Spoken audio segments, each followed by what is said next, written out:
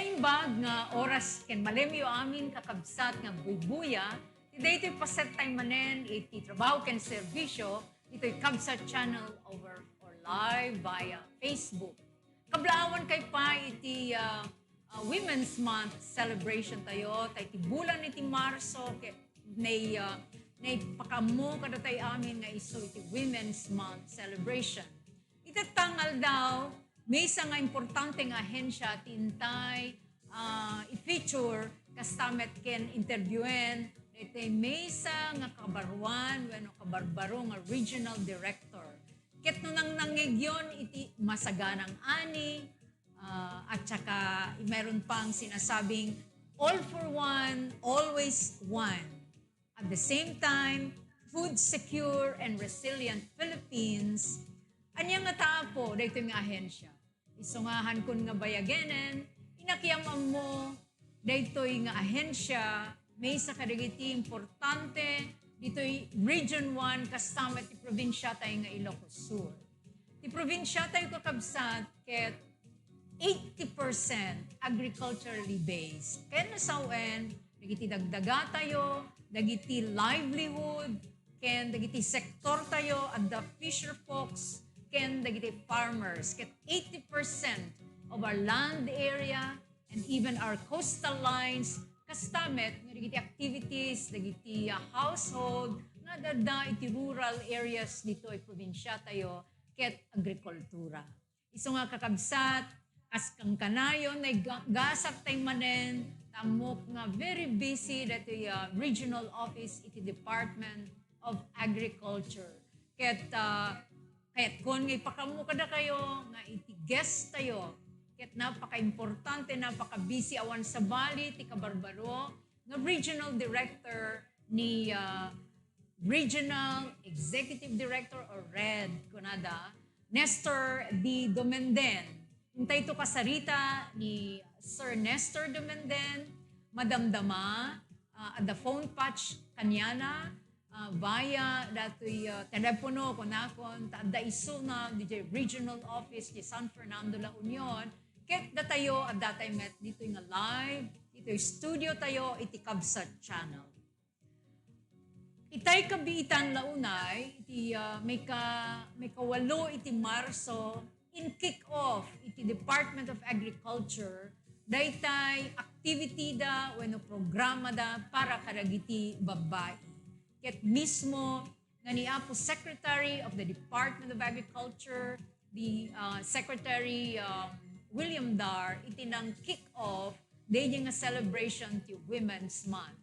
Amo yun ni Apo Dar, Apo ket kang kanayon nga umay, dito'y probinsya tayo, nga mangi-launch, when mangi groundbreaking, when mangi-latiw, dagiti na kapimpintas, dagiti napipintas nga programa tayo, para kadagiti manalon kastamet kadagiti apo nga agkalkalap wenno mangalap iti probinsya tay nga Ilocos Sur. May isa nga Ilocano ket nunjak nga Malilaw taga 2nd District ni Apo William Dar. Kagayaman na po ti congressman tayo ni Apo DV, and I remember fully I had it was a great pleasure for me to have met Secretary William Dar. Aglalo idihan pa nga iso na ti secretary, no din idikal nalpasen na nag-secretary ti Department of Agrarian Reform. And he was one of the speakers of an international fora, the ASEAN Summit for Agriculture. So, dayjiti muna nga namamok, dayjiti ingungutan tayo nga Secretary of the Department of Agriculture. Kaya nagpintas ti presentation na nga dito'y Pilipinas, adon tinadal dagiti kabangibang tayo nga nasyon, kas kumati Vietnam. We were number 1 in the production of rice. Dayjay technology, iti rice production, nga gapo ti UP Los Baños, umay nagadal dagiti taga Vietnam, kasamet ti taga China. Iso nga, nohaan nga niya po secretary, ti makasarita tayo datay met pa nakasekretary tayo, dito Region 1 ni Apo Nestor Domenden. Padasin tayo nga kontaken, ni Secretary, no, so any po Regional Director. Naimbag na malam mo, Secretary, Regional Director. Magandang hapon po, Sir Nestor Dumenden. Are you there? Mabag na malaliwat ako. Wow, nag-shot nga denggen, ititimek mo na po, lalo ket Ilocano, tingka pinangkablaaw kada kami dito. Ako po si Marjo, pamuspusan amigable, host po nitong programa tayo na Trabaho ken Serbisyo, sir. It is a program of all national government agencies operating in the province, in the region, as well as in our country, as well as our government-owned, controlled corporations, and the partners of government and all stakeholders ng ating gobyerno. Sir, maraming salamat po at napabigyan nyo kami dito. Alam naming very busy kayo sa inyong trabaho, planning, at saka budgeting sa Region 1. Kumusta po ang opisina ninyo? Punong-puno po ng trabaho ang opisina ng Departamento ng Agrikultura. Kahit puno man ay basta may request na maibahagi ang mga balita or development na nangyayari sa Department of Agriculture ay ginagawa po namin lahat ng paraan para ma-accommodate po yung mga request for dialogue na ganito. Opo, maraming salamat po. Balitaan niyo po kami, sir, kung ano na yung mga programa ng Department of Agriculture, lalo na sa pag-address ng pandemya. Alam ko marami po kayong mga ibinibigay na assistance sa mga fisher folks at saka sa mga farmers dito sa region, particularly dito po sa district ng Ilocos Sur, District 1, sir. Well, marami po tayong programa na naipapamahagi sa ating mga magsasaka sa mga isda. Unang-una, base kasi doon sa plant program natin ay lahat ng able-bodied Filipino ay nihikayat na magtanim. Mm-hmm. So, una-una, nagbibigay po tayo ng mga buto na maitanim ng mga individual, families o grupo, kooperatiba. Mm-hmm. At meron din mga targeted mga organization na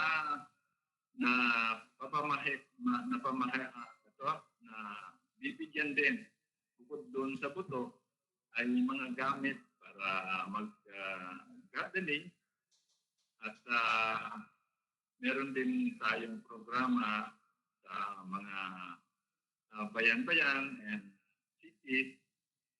Yun ang tawag natin na urban agriculture. Mm-hmm. Ito po ay mga programa na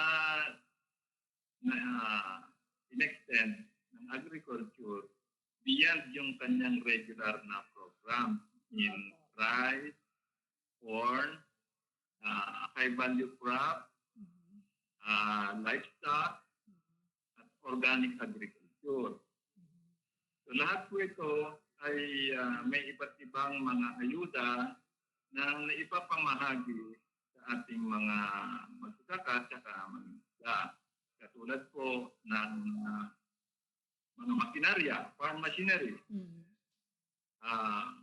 Layunin po nito ay gawing mas magaan ang trabaho ng ating mga magsasaka na hindi na ay initan ng matagal sa rice field o sa bukid. At binibigyan din sila ng mga high-yielding varieties of seed. Ngayon nga lang po, ang ating rice program ay na-divide or na-classify into two. Isa po yung mga probinsya classified as RCEP or yung Rice Competitiveness Enhancement Fund. At meron din yung probinsya na hybrid. Ang distinction ng dalawa ay, difference ng dalawa na ito ay yung probinsya ng Pangasinan at Ilocos Norte ay na-identify na it remains as hybrid provinces. Meaning, yung hybrid rice ang ipapamahagi ng agriculture sa mga farmers niya na magtatanim. Sa naman, RCEP provinces, ito yung probinsya ng La Union at Ilocos Sur dito sa Region 1. Ang sa pagkakaiba ay yung RCEP provinces na magtatanim ng palay ay hindi po nasama doon ng fertilizer. Hindi tulad ng hybrid rice provinces na meron niyang kasamang ayuda na fertilizer. So yun po ang kaibahan ng dalawang programa under rice program. So hindi naman ibig sabihin na yung hybrid rice provinces ay lahat-lahat na ngayon ay hybrid lang lahat ang seed zone dahil meron din mga hindi irrigated na rice field zone. So kung ano yung suitable seed variety doon sa lugar na yon, ayun pa rin ang ipapamahagi ng Department of Agriculture. Meron din po tayong programa under livestock, yung cattle or feedlot. Ito po yung nagpapamigay ng ayuda ng Departamento ng Agrikultura para makapag-alaga ang ating mga asosasyon or kooperatiba ng maaring kambing, maaring baka, maaring manok. So, meron din pong ibang klase ng assistance sa livestock tulad po ng yung nucleus farm.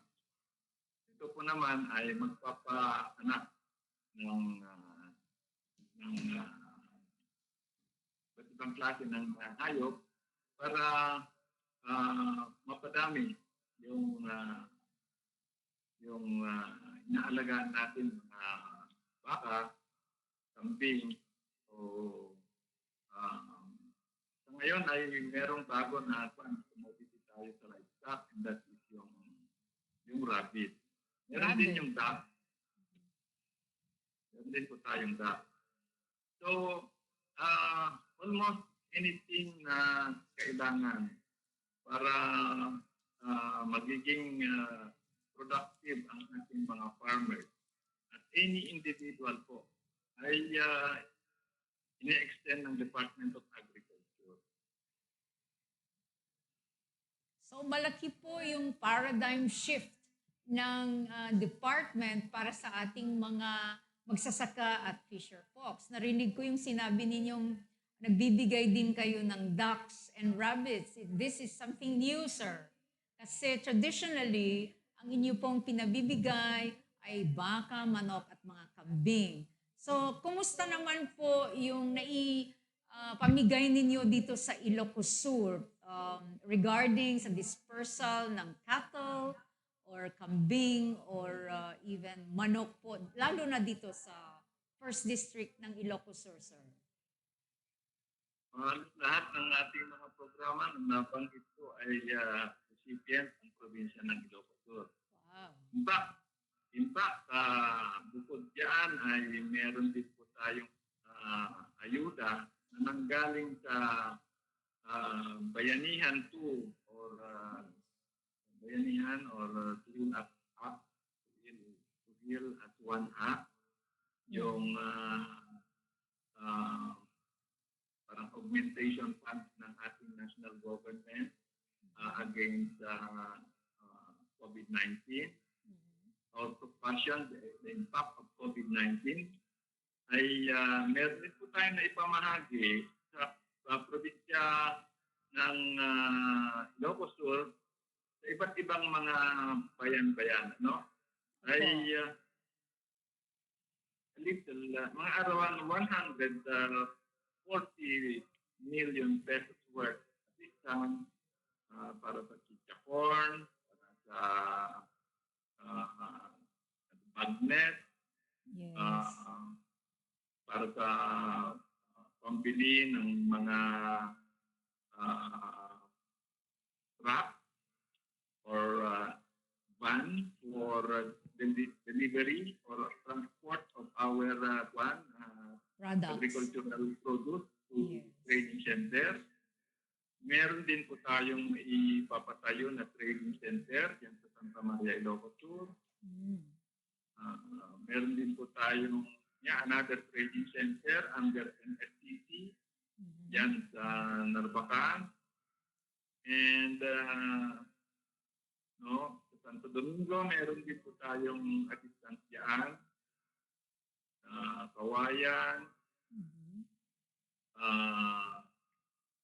Well, hindi ko mabanggit lahat, ano? Right, Yes, sir. Yes, sir. Merong mga nagbati po dito. Bumabati sila sa ating live streaming. Sabi dito ni Jean Claude Solis, hello, sir. Regional Executive Director Nestor. Tiga Kabugaw po siya. At saka may papang greetings from Jake Fieldad. Pinapashare din ito ng Kapsat Channel. At meron po ditong nagsabi na, good PM, watching from Parulan, Plaridel, Bulacan, sir.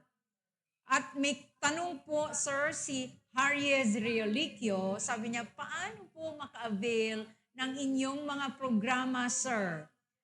At sabi ni Kim Arceliana, farmers lang po ba ang pwede maka-avail ng mga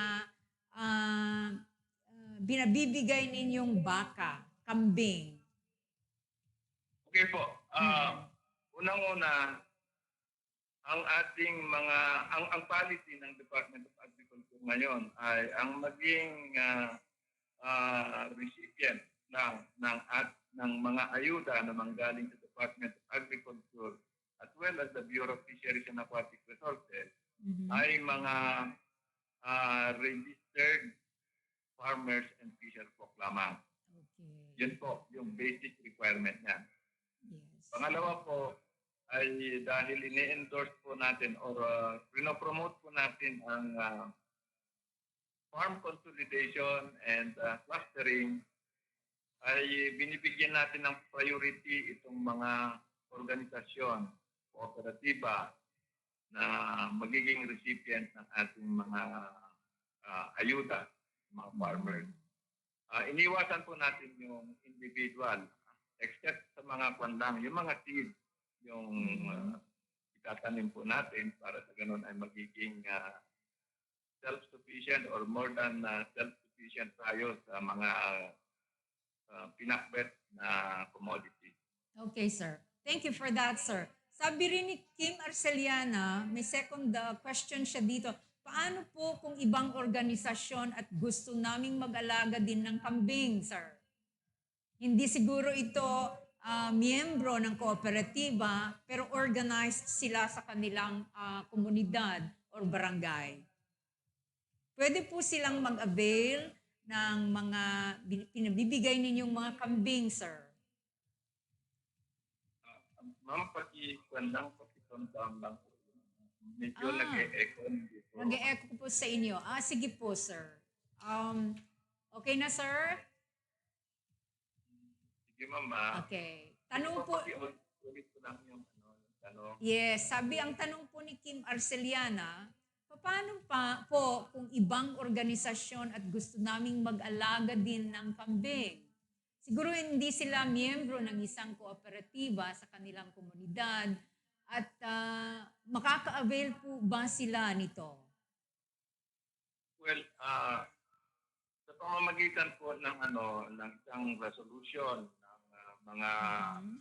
opisyales ng isang organisasyon o kooperatiba Mhm. ay ilahad po nila doon kung ano yung intention nila. And preferably, malaman din namin kung ano ba ang objective ng kanyang paghihingi ng ayuda mula sa Department of Agriculture. Like halimbawa, Mhm. yung camping. Okay, kung nabigyan sila ng camping, ilan ang makikinabang at ano ang gagawin nila para sa ganon ay mas marami pang makinabang Mhm. doon sa maibibigay ng departamento sa kanilang mga sa grupo nila. At pangalawa ay kung ma-quantify nila yung kanilang contribution doon sa food production program natin, mas Mhm. maganda pang informasyon po na malaman natin. Opo. And then, pangatlo po ay paano makatulong yung kanilang organisasyon sa iba pang mga organisasyon na meron doon sa kanilang bayan ay parte po ng aming mga evaluation yon. Opo. So, project proposal po ang isasubmit ng isang organisasyon at ilalahad nila doon yung membership at saka yung rational, location, objective, at ano pa yung requirements na gustong iparating po sa Department of Agriculture. Saan po nila isasubmit itong kanilang resolution? Well po, isang guni po yan sa Municipal Agriculture Office para sa ganun ay ma-advisean sila ano yung mga iba't ibang mga requirements pa na ilagay doon. Dahil ang asosasyon, organization, or cooperative po ay dapat registrado rin sa mga iba't ibang registering government agencies like DOLE, Okay. like SEC, Yes. DTI, Yes. and Cooperative Development Authority. Mhm. Ganun po. Opo. Kailangan na nakarehistro sila. Meron pong nagtanong dito sa aking phone, hindi po sa live streaming, kanina pa. Sabi niya, meron ba kayong mga loan assistance? Kunyari, mag-submit din sila ng mga proposals na kung pwede may cash assistance or loan assistance na maibibigay ng Department of Agriculture for various agricultural undertakings. Narinig ko ba, tama ba yung pandinig ko na meron bang loan assistance or Opo, program ng opo. government? Hindi ba regular Meron po. program po ninyo ito? Can you elaborate more or discuss further, sir, kung paano maka-avail at ano yung mga requirements for loan assistance? Okay. Sa katanungan po na meron bang credit program, ang sagot ko po, meron po. Maraming iba't ibang programa po yon, no? Meron tayong Sure Aid, meron yung Expanded Sure Aid, ang ganon, na payable in the 10 years at zero interest, mga ganon. Pero yun ay mga 25,000, ganun lang. But meron din mga pang small to medium enterprises. But, mga credit program po ng APPC, ang mga requirements ay malalaman po natin diyan sa Municipal Agriculture Office natin. Kaya wag natin kalimutan ang ating mga Municipal Agriculture Office. Yes. Dahil napakahalaga po sila para sa mga preparasyon ng mga or detalyadong preparasyon ng anumang request ng isang farmer organization sa Department of Agriculture and other attached agencies ng Department of Agriculture. Okay. Marami po kasi kaming narinig tungkol sa Program for Unified Lending to Agriculture. Yun yata yung punla na sinasabi ni noon, sir. May cooperative banks, agri-lending program, may climate change adaptation financing program, meron din yung land bank agri-financing program, at ang dami-dami po ninyong credit program sa ating mga magsasaka. So, dito po sa Ilocos Sur, alam ko hindi rin nahuhuli ang ating mga municipal agricultural offices. Meron pong 10 munisipyo at isang syudad dito sa First District. At saka marami na rin nasubmit sa opisina ni Congressman D.V. Saveliano, sir, na mga proposals for our agricultural sector. So, nagpapasalamat po ang buong distrito dahil ang dami-dami na po ninyong naipamigay, hindi lang ayuda, but even mechanization assistance to our farmers. Sir, meron kayong lately na nilaunch dahil March po ngayon ay Women's Month at March 8, Women's International Month, meron kayong nilaunch ni Secretary William Dar at kayo din po sa region regarding sa pagbibigay ng assistance o yung sinasabing Agri-Pinay. Can you discuss further, sir, kung ano itong Agri-Pinay na programa ng Department of Agriculture? Ma'am, hindi ko na po kayo. Sir, meron pong Ano yan? Agri-Pinay. Meron kayong programa nito at nilaunch ninyo ang isang or nung Women's International Day nung March 8. Meron din po kayong tema. Yung theme po yata ninyo ay Juana, laban sa pandemya, kaya. Sir, can you elaborate further kung ano itong celebration nyo ng Women's Month at kung ano yung mga activities na detalyado or ano yung mga assistance na ibinibigay nyo para sa ating mga kababaihan? Okay. Yung celebration po ng kababaihan ay isang pagre-recognize ng mga kontribusyon ng kababaihan sa ating food security program. Hindi po maitago na malaki po ang kanilang ibabahagi sa success ng ating mga iba't ibang programa. Kaya dito po sa Region 1 ay bukod po doon sa programa na recognize or awarded yung grupo ng kababaihan sa Grimalay, Pangasinan,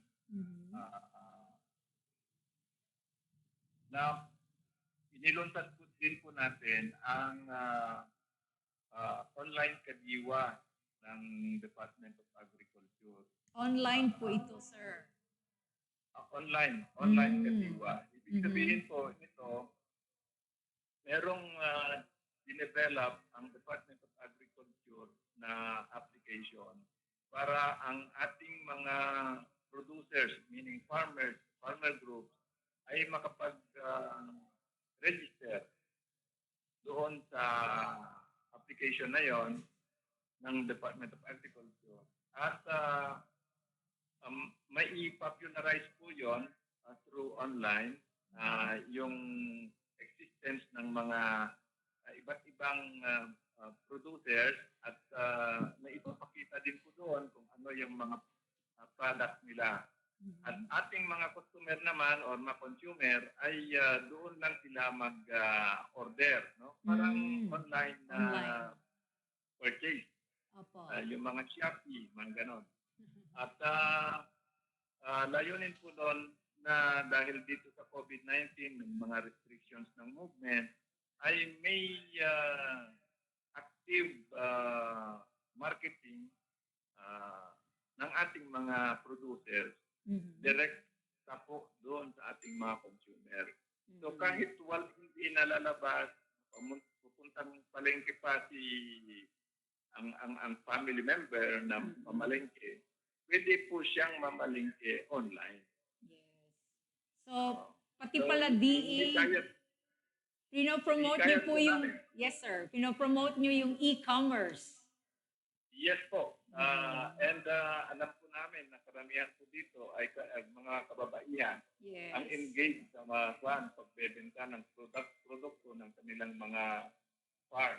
Mhm. So, yan po ay isang programa dito sa Region 1 na pwedeng ma-avail ng kahit sinong magrehistro doon sa ah, online na application po na yan ng Department of Agriculture. Ang kadiwa po ay narinig na namin noon, pero it is under one of your units or agencies, ang National Food Authority. Kumusta naman po ang stockpile ng ating National Food Authority sa region at saka dito po, lalo na sa Ilocos Sur? Do we have enough supply of rice or even other products na NFA mismo ang nagbebenta or nagbibigay sa ating iba't ibang munisipyo, sir?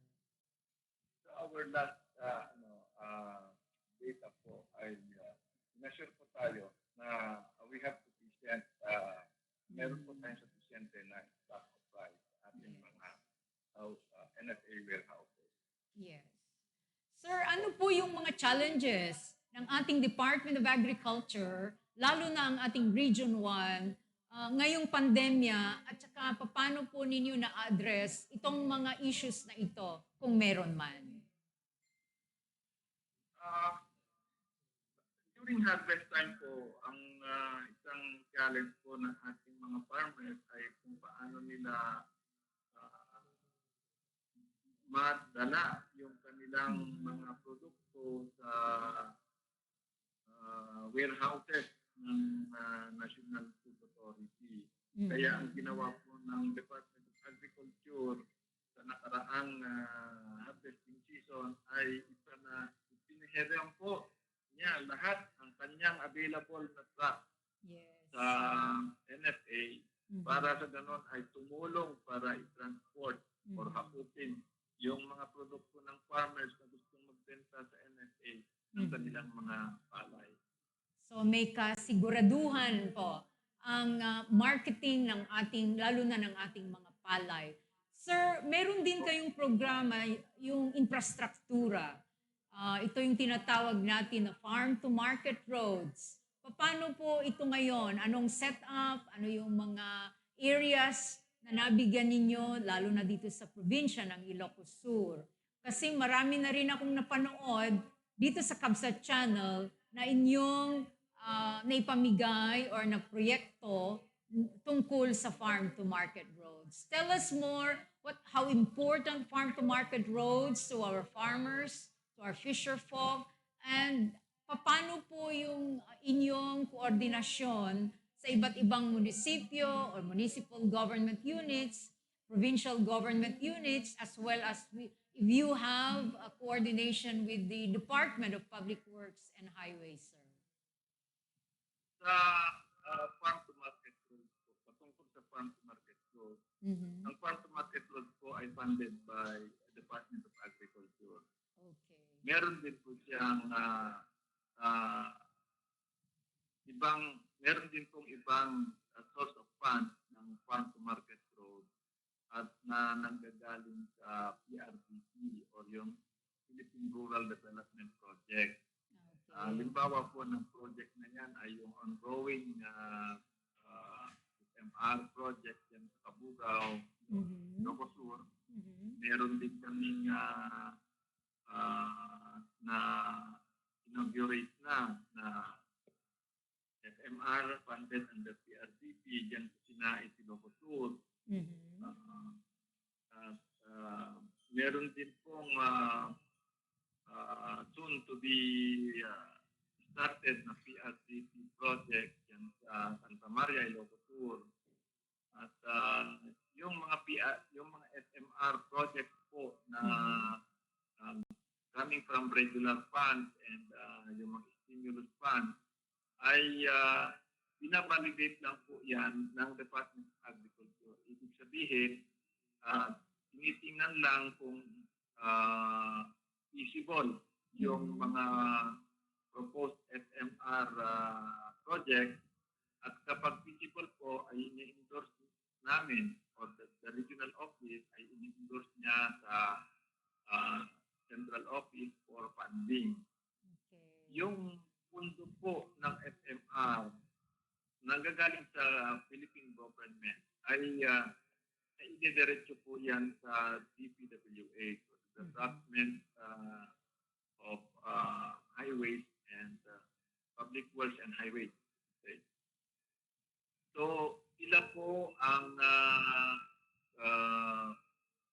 nag-i-implement nung FMR project po ng Department of Agriculture, yung DPWA. Okay. Of course po, hindi po makapag-umpisa or hindi makumpleto yung isang proyekto kung hindi po yan closely coordinated sa ating provincial government at sa ating municipal or city government. Right. So, ganun po ang proseso o sistema ng pagproseso ng mga FMR project fund. Okay. Moving forward, sir, dahil sa experience natin sa pandemya, paano yung funding ng Department of Agriculture? Is it ang agency ba ay well-funded? May kakulangan? May mga kailangan pa? Kasi nalaman ko kanina sa isang staff mo po, yung ka-coordinate pa namin mula pa noong nasa 17th Congress, si Congressman D.V. Sabeliano, si Doris Joy Garcia. Nagpapasalamat po ako sa kanya kasi siya ang aming kinulit-kulit para po mag-guest kayo dito. So, sabi niya sa akin kanina, ongoing yung inyong virtual conference regarding planning and budgeting for this year and also for next year. Can you elaborate on that or kwentuhan mo naman kami, sir, kung paano itong conference ninyo on the budget at saka planning ng Department of Agriculture, lalong-lalo na ang Region 1 po, sir. Opo, ongoing ngayon ang budget planning, no, financial plan. Pangalawang araw po na ito. At kino-consider din po namin ngayon na yung maaring kapag-implement ng Mandanas ruling na ibig sabihin malaki ang mapupunta na pundo para sa agrikultura sa mga local government unit. Pero inaantay pa po namin ang guidelines. Pero dahil sa planning stage na po ito ay na-anticipate na lang po namin na maaaring mangyari na yan yung full implementation ng Mandanas ruling. Nakita po namin dito na kung matutuloy po ang full implementation ay malaki ang role ng ating local government units at sa pag-develop ng ating agrikultura at mga more on regulatory, siguro research and development, mga social Amelioration. Yun ang mga siguro matitirang function ng Department of Agriculture. Pero malaki po ang sabi ko nga ang role ng ating local government dito sa ating hinaharap na implementasyon po ng ating mga programa sa Department of Agriculture. Opo. Nais po namin parating sa inyo na isang municipal mayor po ay naging guest dito at ni-recognize or in-acknowledge niya yung pag-develop ng agriculture sector doon po sa Santa Catalina, Ilocos Sur. Yung sinasabi nating vegetable bowl of the north. Naka-visit na po ba kayo sa Santa Catalina, sir? Alam po natin yung Santa Catalina. Part of our life ay na-spend naman po dyan sa Sigang Santa Catalina area. Ang aming proposal po dyan sa Santa Catalina ngayon ay siya po yung vegetable bowl ng provincial Ngunit sa pagbabago ng demand ng ating consumers na more and more consumers are becoming aware or conscious sa healthy living, safe food or food safety, ay hinikayat po namin na maging consistent din ang ating mga farmers sa panawagan na dapat ang ating produkto ay ligtas sa maaring risky o dangerous na mga produkto. So inilalaunch po namin yung meron na pong consultation pala. We have done a series of consultation with Santa Catalina local government unit at saka mga farmers na hinihikayat po natin sila to adapt organic agriculture. Not necessarily organic na talagang walang inorganic use of fertilizer. Ang pinopromote po natin ay yung balanced fertilization. Balanced fertilization. Yes, balanced fertilization. Pangalawa ay to reduce yung bawasan yung paggamit ng mga chemical na siyang na i-invest sa mga gulay or produkto in which maaring mag-accumulate yung kanilang residue sa ating katawan at sa bandang huli, baka yan ang makapagbigay ng masamang pakiramdam sa atin, sa katawan. So, ang kwan natin ngayon, ang ating pinopromote ngayon, o panawagan ay let's produce more safe food.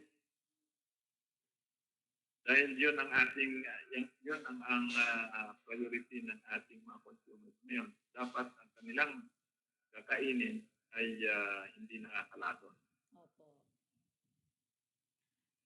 Thank you for that, sir. Sa kabilang banda, meron pong isang malaking concern ang Ilocos Sur, yun pong garlic production. Isa po ang Ilocos Sur, lalong-lalo na yung munisipyo ng Sinait, is a big producer of garlic. At isinusulong po ng ating kongresista, si Apo Divi Savillano, na mabigyan ng malawakang tulong or assistance yung ating mga garlic farmers. Meron siyang nilaang funding na ginamit or naging conduit ang isang malaking kooperatiba dito, yung Nueva Segovia Consortium of Cooperatives. Ano pong masasabi nyo sa development ng garlic at kung ano yung current na issues ng ating mga garlic farmers ng Ilocos Sur, sir? At kung paano ninyo mabigyan ng solusyon or assistance ang mga farmers natin sa garlic? Sa ating mga garlic farmers, meron po tayong programa under HCCP or High Value Crop Development Program na mabigyan din sila ng ayuda in the form of seed. At meron din i-construct na multi-commodity warehouse, but basically para sa onion and garlic. Yan sa San Juan, Ilocos Sur, sa property ng Philfida. Okay, Philfida. In 4 months' time, makakatayo na po yung infrastructure project na yan.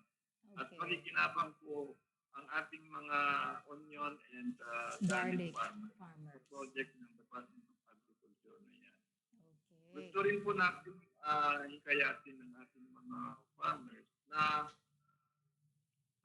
baguhin ang kanilang traditional na pagbebenta ng garlic at onion na ah,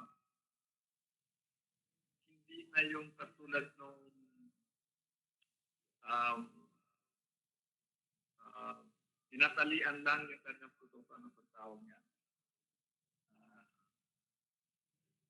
so they are sold at 1 per kilo, no?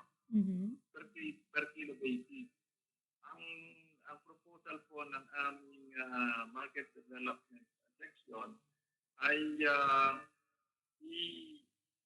i-repack, i-repack in a smaller quantity para mas maganda ang presentation at mas malaki eventually ang halaga ng produkto ng ating farmer.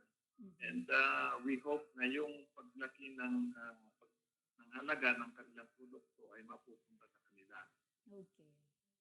So packaging po ay isang malaking bagay. Perhaps even the Department of Trade and Industry ay kapit-bisig po sa inyo sa pagbabago at pagpapaganda ng packaging para mas magandang market ng ating mga agricultural products dito sa Ilocos Sur. Tungkol naman po, yes sir. Tungkol naman po sa irigasyon. Sir, please go ahead, sir. Bago po ako magtanong ng ibang bagay. Irrigation? Yes, sir. If I remember, Congressman Divi was the author of free irrigation sa ating mga farmers. Coming from government-funded or project na irigasyon, yung mga national or provincial irrigation systems. Ano po ang development pa tungkol sa irigasyon para mas maganda at mas lumaki ang agricultural production ng ating mga farmers insofar as irrigation is concerned? Meron po tayong regular na assistance or programa sa small irrigation. At we are slowly nagsisip po tayo to solar irrigation system. Dahil naniniwala tayo na mas maganda pa rin yung ating production. Ano to? Tawag ito? Recite. Ito. Green energy ay mas safe at saka mas effective. No, or efficient na sistema. So, on top of our traditional internal combustion engine-driven pumps para sa mga small irrigation projects o saka yung mga shallow tube well, ay ni-encourage po natin na mag-tap ang ating mga open water na sources ng irrigation, small-scale irrigation project natin. Meron din po tayong mga small water impounding project sa mga piling-piling na lugar para sa ganun ay ma-impound yung tubig ng ating sapa or river, small river system para makapag-irrigate sa ating mga taniman during summer. At that is also another type of irrigation na nagiging popular po and nakakatulog ating mga farmers. Meron din po tayong mga diversion dam na irrigation project na ipapamahagi sa ating mga local farmers. programa para sa pag concreting ng mga irrigation canals natin. Yun po ay lahat programa ng Department of Agriculture na na-avail naman po ng buong probinsya. Maraming salamat po, sir. Ang huling tanong ko na lang, sir, dahil isang oras lang po tayo dito sa programa natin, yung sinasabing epekto ng climate change. Hindi lang ang Pilipinas, kundi buong mundo ay apektado sa sinasabing climate change. Mas mabuti pang sa inyo po manggaling ang pag-explain kung ano or sabi sa ating mga listeners and viewers yung epekto ng climate change sa ating agricultural sector, sir. Well, ang isang climate change ay isang pagbabago ng klima sa buong mundo. Ito ay nararanasan ng buong mundo. So, the most vulnerable na dito sa climate change ay ating mga farmers at mga fisher folk. Una, sa fisher folk, maaring magbago yung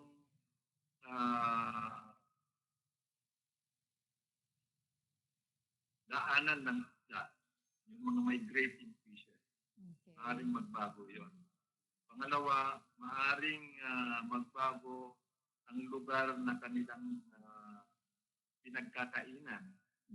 Maaring magbago yung mga available na pagkain ng isda. So, yung nakagawian ng ating mga farmers na pinupuntahan na fishing ground ay maaring wala ng isda doon. Maaring iba na. So, very important po na dapat ang ating mga farmers ay magsaliksik din sila or base din po nila sa teknolohiya yung kanilang fishing activities. Halimbawa, mayroon na tayong tinatawag na fish finder, meron na tayong tinatawag na mga GPS,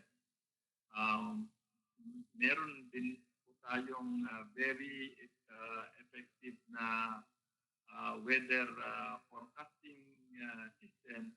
So lahat, guided dapat ang ating mga mangingisda sa mga ganong available na technologies and equipment. Sa farming naman po, dahil po nag-iiba ang buwan na maaaring tag-init o tag-araw o kaya tag-ulan, then ang ating mga farmers should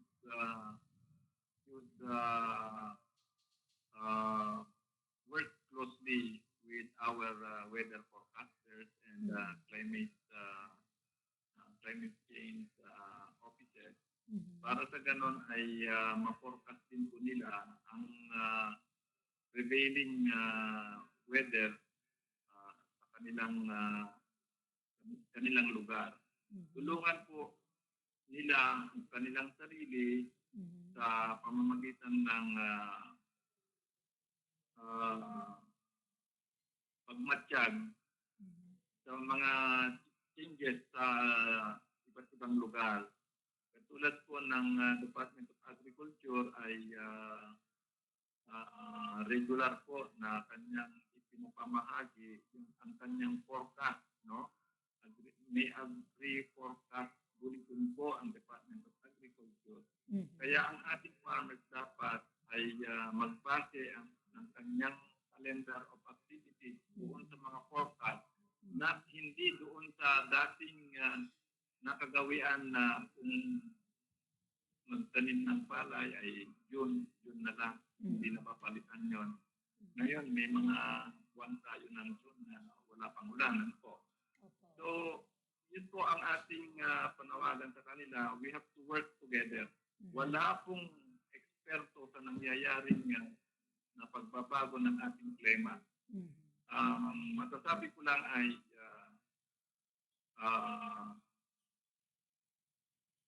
lahat tayo ay magmatsyag, mag-eksperimento or mag-engage sa na observation, and then we share the information para sa ganun ay makabuo po tayo ng mas reliable na forecast, and that will give us more chances of success rather than ipilit po natin na ito ang ginagawa ko ng bata ko, ito ang natutunan ko sa lolo ko. Maaring totoo, tama, yung mga natutunan natin sa ating mga ninuno, pero climate change is something new to all. Yes. Okay, thank you for that, sir. Kukunin na po namin yung inyong last message, hindi lang para sa ating mga nakikinig o nanonood dito sa ating programa, but more especially sa ating mga magsasaka, mangingisda, ang ating mga municipal agriculture offices, and all the LGUs and partners of the Department of Agriculture, sir. Please say your last message now, Regional Executive Director Nestor Dumenden, sir.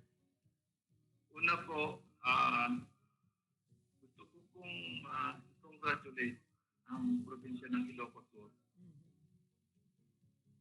Dahil po, isa po siyang probinsya na hindi masyadong tinamaan ng African swine fever.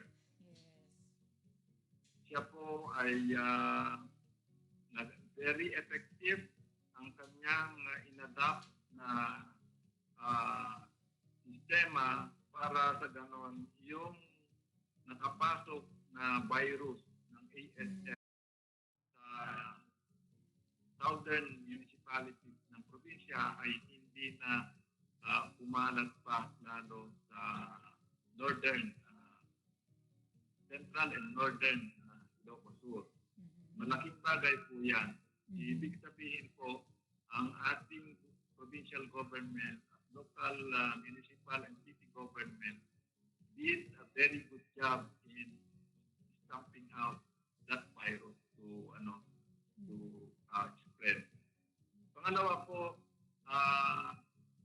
gusto kong hikayatin ng mga farmers po natin na kung meron ng programa ang ating gobyerno like the Department of Agriculture na katulad ng farmers and Fisher Folk Registration Program, magrehistro sila. Dahil yun po ang basic na requirement po na magbigay ng ayuda ang gobyerno po natin. Pangatlo, yung panawagan na kailangan ma-consolidate, ma-clusterize ang ating mga farms and ating mga farmers. Para sa ganon, mapataas po natin yung kanilang economic scale. Bigyan po natin ng pagkakataon na ramdaman po natin ang advantage ng clustered and consolidated farming. Pang-apat po ay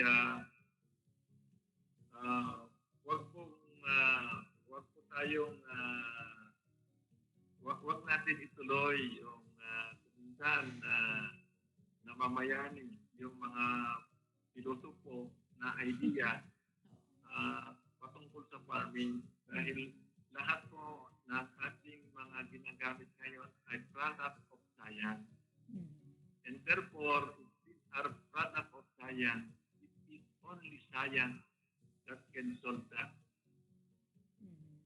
So, ang ating mga farmers na gustong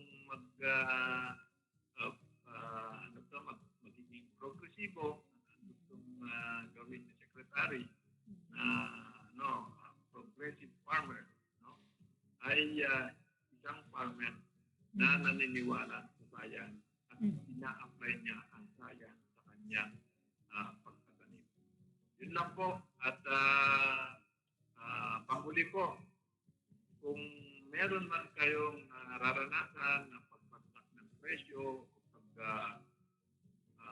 pagkalat ng mga peste, unahin nyo sana po ang Department of Agriculture na pag-abutan ng informasyon para sa ganun ay makatulong ang Department of Agriculture.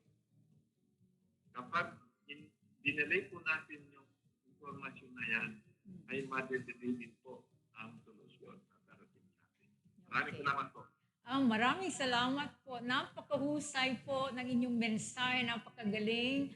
At nagpapasalamat po ang buong Kamsa Channel at napagbigyan niyo po kami dahil alam namin napaka-busy po ninyo. Sir, maraming salamat po at sana po ay mapabigyan niyo din kami sa susunod na mga buwan or even next year if you would still be our Regional Executive Director.